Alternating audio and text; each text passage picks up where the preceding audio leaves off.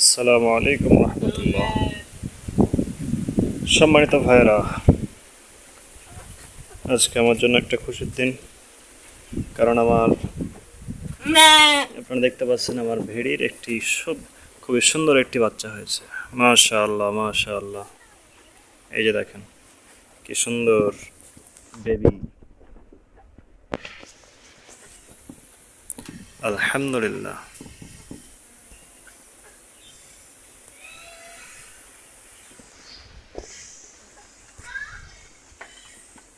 এবং তাদেরকে এখন খেতে দিলাম, দেখেন তারা কি সুন্দর করে খাচ্ছে।